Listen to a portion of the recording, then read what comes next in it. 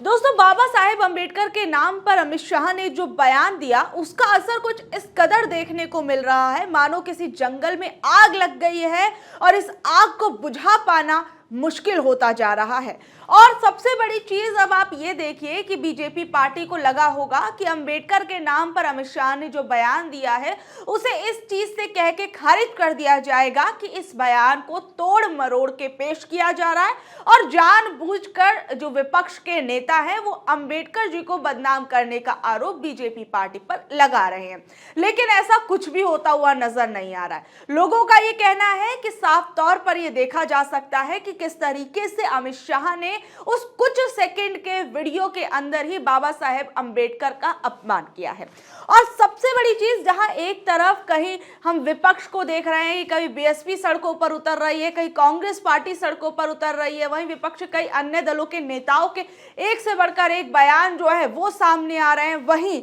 BJP के लिए जहां अब तक विपक्ष भारी पड़ता नजर आ रहा था संसद से लेकर सड़क तक, वहीं अब मैं आपको बता दूं कि बीजेपी पार्टी के लिए अमित शाह के दिए इस बयान के बाद डैमेज कंट्रोल करना इतना ज्यादा मुश्किल हो रहा है कि बाहर जो डैमेज हुआ है वो तो हो ही रहा है, साथ ही में बीजेपी पार्टी ने अपने यहां यानी एनडीए के कुनबे के अंदर भी डैमेज कंट्रोल करने के लिए एक मीटिंग बुलाई है। क्योंकि जिस तरीके से ये बयान सामने आया उसके बाद विपक्ष के अंदर से भी आवाज आने लगी कि क्या नीतीश और नायडू बाबा साहेब अंबेडकर के इस अपमान को स्वीकार करेंगे। और कहीं ना कहीं बीजेपी पार्टी पर भी अंदर खाने ये दबाव देखने को मिल रहा है कि जो बयान अमित शाह ने दिया है वो कहीं ना कहीं गलत है। इस बीच में आपको ये भी याद होगा कि किस तरीके से रालोद के प्रवक्ता जो थे उनकी तरफ से भी बयान सामने आया था उस वक्त की, उन्होंने कहा कि अमित शाह ने जो बयान दिया है वो गलत है। इस बीच में मैं आपको बता दूं कि आज अटल बिहारी वाजपेयी जी की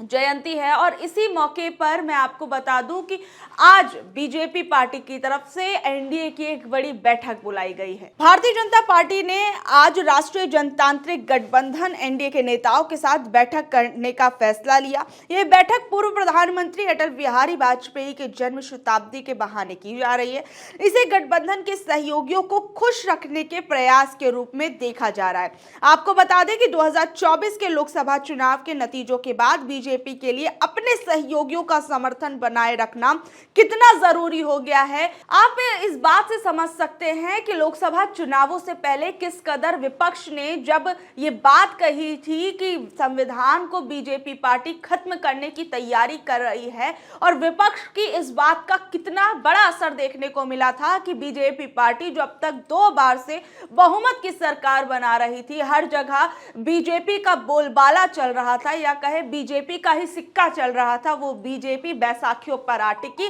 नीतीश और नायडू को बैसाखियों पर रहकर उसे अब सरकार देश के अंदर चलानी पड़ रही है और बीजेपी पार्टी बहुमत से बहुत पीछे चली गई थी। और कहीं ना कहीं अब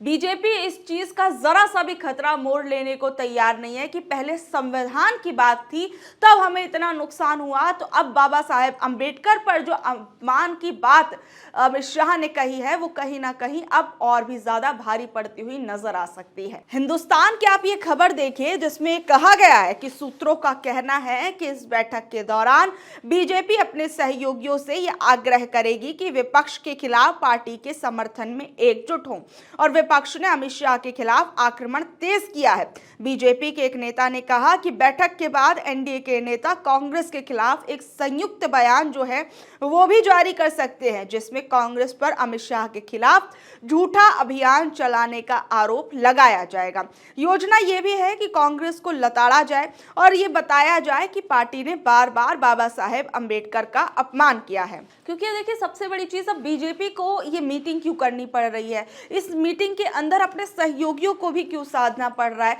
सबसे बड़ी चीज ये है कि अभी हाल फिलहाल में आपने कांग्रेस पार्टी के अंदर सुप्रिया सुलेह का बयान सुना होगा कि बाबा साहेब अंबेडकर के बयान पर जो नीतीश और नायडू है उनकी पार्टियां क्यों चुप्पी साधे हुए हैं, वो क्यों नहीं बोल रहे हैं। इस पर बकायदा सुप्रिया सुलेह ने भी हमला बोला था। और इस बीच में अब बीजेपी पार्टी के लिए भी ये बहुत ही ज्यादा बड़ी चीज हो गई है कि अगर जिस तरीके से कल ही मैंने आपको बताया था कि किस तरीके से बीएसपी जो है वो सड़कों पर उतरी हुई है और सड़कों पर उतरकर वो बाबा साहेब अंबेडकर के अपमान की बात बीजेपी पार्टी पर लगा रही है। वहीं दूसरी ओर कांग्रेस पार्टी भी कई जगह पर बाबा साहेब अंबेडकर के अपमान की बात कर रही थी। इस बीच में अब आप ये भी देखिए कि एक तरफ जहां अमित शाह के इस बयान का एक बैकफायर जो है वो बीजेपी पार्टी को सहना पड़ रहा है, वहीं दूसरी ओर देखिए कि एक और खबर सामने आई कि कल ही किस तरीके से उत्तर प्रदेश के अंदर उप मुख्यमंत्री केशव प्रसाद मौर्य की जुबान फिसल गई और वो बाबा साहेब अंबेडकर के अपमान की बात को लेकर जहां विपक्ष पर निशाना साधने की कोशिश कर रहे थे, वहीं वो कुछ ऐसा बोल गए कि वो सीधी के साथ सीधी जो बात थी वो उनके अगेंस्ट में जा बैठी। आप ये खबर देखें और फिर उसके बाद मैं आपको बयान भी सुनाऊंगी। अंबेडकर को लेकर डिप्टी सीएम केशव की फिसली जुबान। केशव बोले, कांग्रेस सपा भारत रत्न बाबा साहेब भीमराव अंबेडकर दलितों, पिछड़ों और वंचितों के दुश्मन हैं। इस बीच में केशव प्रसाद मौर्य ने जो कुछ कहा जरा आप खुद सुनिए। कांग्रेस पार्टी, समाजवादी पार्टी, भारत रत्न बाबा साहब भीमराव अंबेडकर जी दलितों के, पिछड़ों के,